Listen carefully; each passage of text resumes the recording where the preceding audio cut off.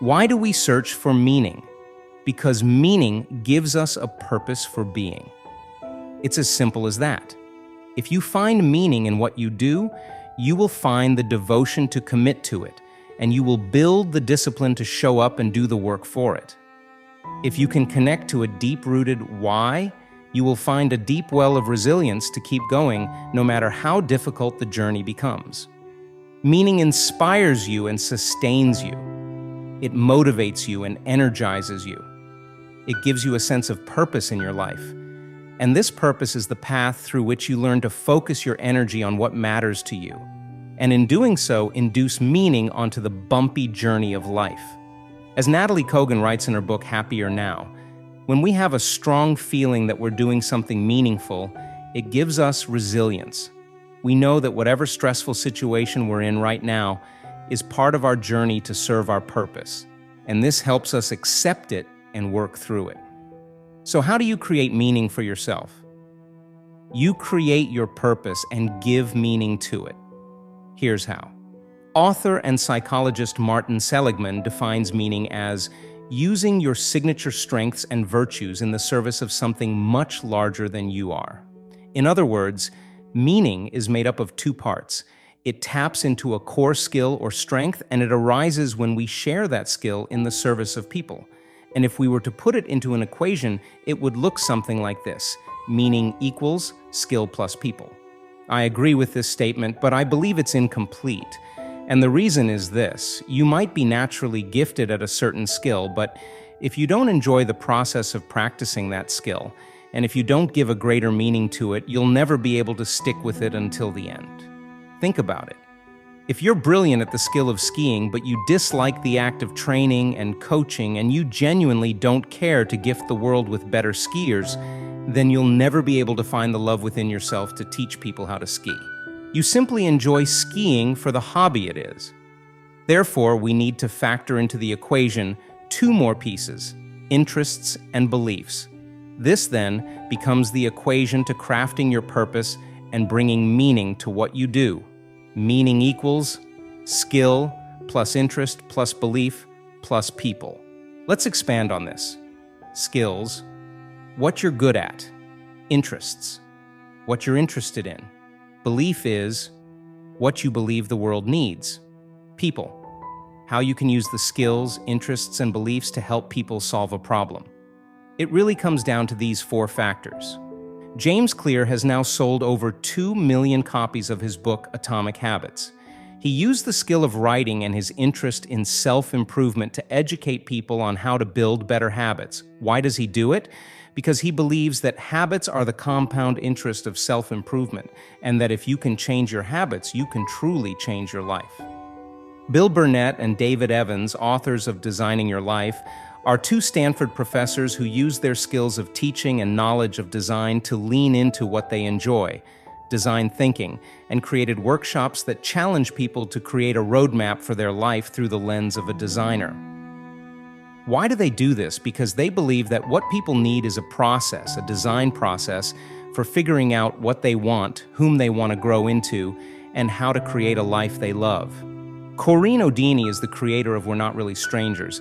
She used her skill of photography and her interest in fostering human connection to remind people that, as humans, we're far more similar than we are different. So, inspired by her work of walking up to strangers and asking them 3 questions, what is your name, your age, and what are you passionate about, she created a community, a brand, and a card game with the intention of empowering meaningful connections between people. Why does she do this? Because she believes in helping people feel less alone.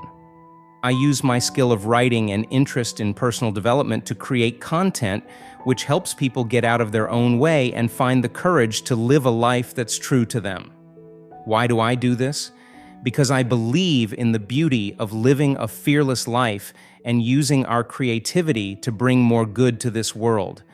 But we can only do so if we learn how to look inward and change the way we think. See what I mean? You create your purpose, and through that purpose, you bring meaning to what you do. It goes back to what Ralph Waldo Emerson once wrote. The purpose of life is not to be happy. It is to be useful, to be honorable, to be compassionate, to have it make some difference that you have lived and lived well.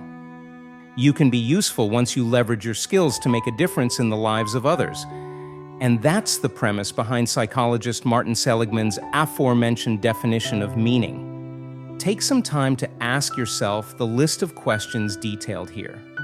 Find the intersection point between what you're good at, what you're interested in, what you believe the world needs, and what you'd like to share with people as a means of serving others and doing something bigger than yourself.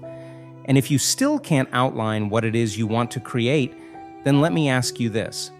What's one skill you'd like to get really good at? What's one skill you want to master? Is it public speaking? Then start practicing it and help people improve their public speaking for free. Is it writing? Then start blogging and writing and share your ideas with people who might benefit from it. Is it health coaching?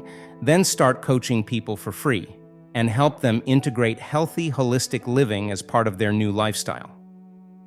What's the one skill you'd like to get really good at? What's the one skill you want to master? When you do something that matters to you, you naturally become a more disciplined person. Why? Because you stop distracting yourself with pleasure. Instead, you experience authentic pleasure from engaging in the very activity that brings meaning and purpose to you, as per Viktor Frankl words. When a person can't find a deep sense of meaning, they distract themselves with pleasure. And how do you find a deep sense of meaning? You create your purpose and give meaning to it. You find the intersection point between what you're good at, what you're interested in, what you believe the world needs, and what you'd like to share with people. And if you still can't find what it is you want, that's okay. There's no need to rush. Vincent van Gogh decided to become an artist at the age of 27. Paulo Coelho wrote his first book at 38 years of age.